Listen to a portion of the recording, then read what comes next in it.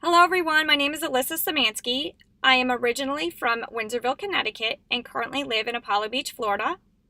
I am in my third semester here at Ball State University in the ABA program and absolutely love it. I graduated from the University of North Carolina at Charlotte with a degree in special education and a concentration in communications and English. I have taught for a combined of 8 years in the special education department in a public school setting. My experience is from kindergarten through 8th grade. A majority of my teaching experience is in the elementary school setting. I have taught in the resource program. So when I first graduated, we did not use the inclusion model, so I would pull the children out for reading, writing, and math. And I did have some behavioral IEP goals. I worked with children as well.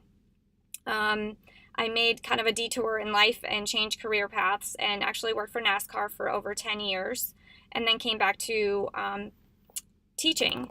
And I absolutely love it, but I decided to make another career change into ABA. I felt like at where I was at in the school system, there wasn't any more room for growth, and my passion continues to work with children, and I really have enjoyed working with their behaviors.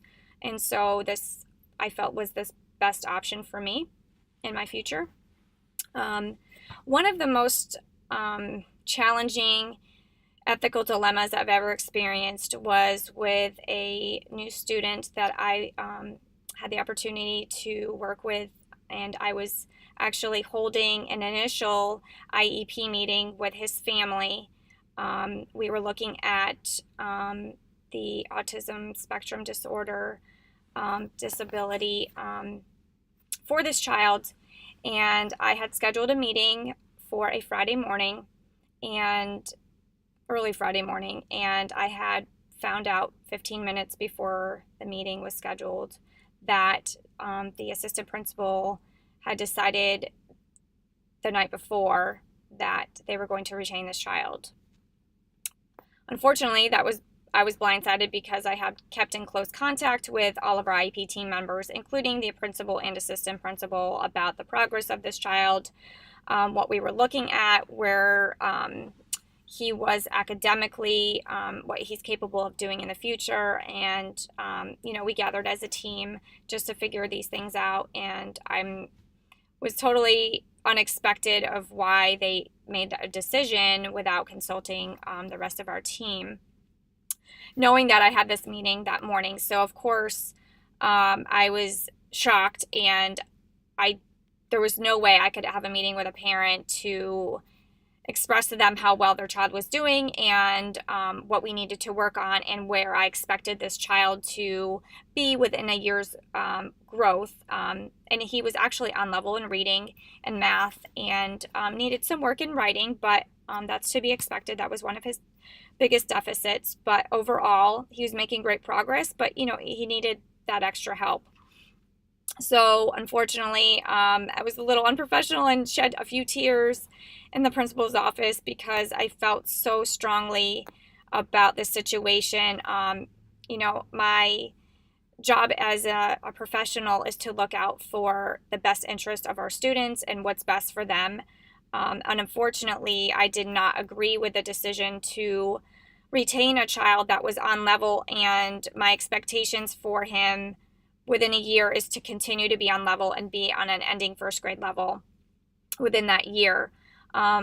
This was at the end of his kindergarten year, so the IEP would have technically, just started at the very, very end of his kindergarten school year and then continued to the end of his first grade year. So my long-term goals for him were to be on level and have these expectations to be on level as an ending first grader. So that was my dilemma. How do I tell a parent and sit there and look at someone in the eye and say, these are my expectations, your child is doing great, this is what we are looking at as an eligibility, and this is where he needs some growth and some support to maintain those expectations and to continue to make growth.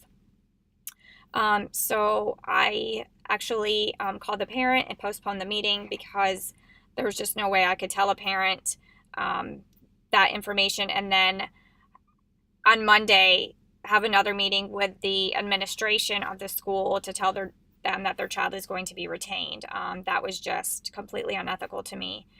Yes, I did shed many, many tears, but that was just heartfelt because I felt so strongly about it. So long story short, I gathered all of our IEP team members, and we went and met with the principal, and she agreed that that was not a very good decision and that he should be promoted.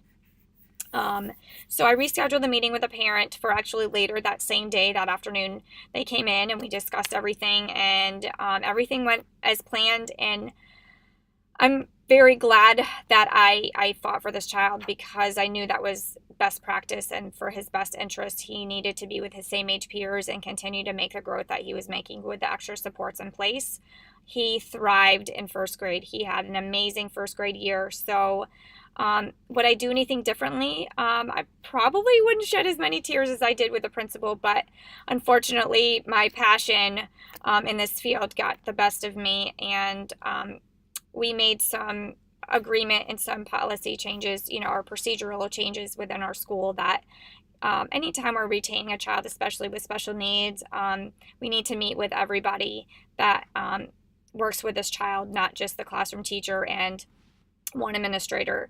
That we need to hear from everyone the progress of the child, including the speech pathologist and psychologist and everyone that he's working with. That's only fair to the child, and we're here to support the child and make sure that he's getting what he needs and that he's not going backwards. So my heart is in it, and that's my passion, is to make sure that the kids have what they need and get the best education that they can get in the least restrictive environment. So again, would I do anything differently? No, I just think those procedural changes, it was unfortunate that the situation happened, but overall I think everyone learned something from it. So moving forward, that's what we will do in the future, is to meet before anything like this ever happens again. Anyway, I look forward to meeting all of you and working with all of you this semester, and good luck to everyone.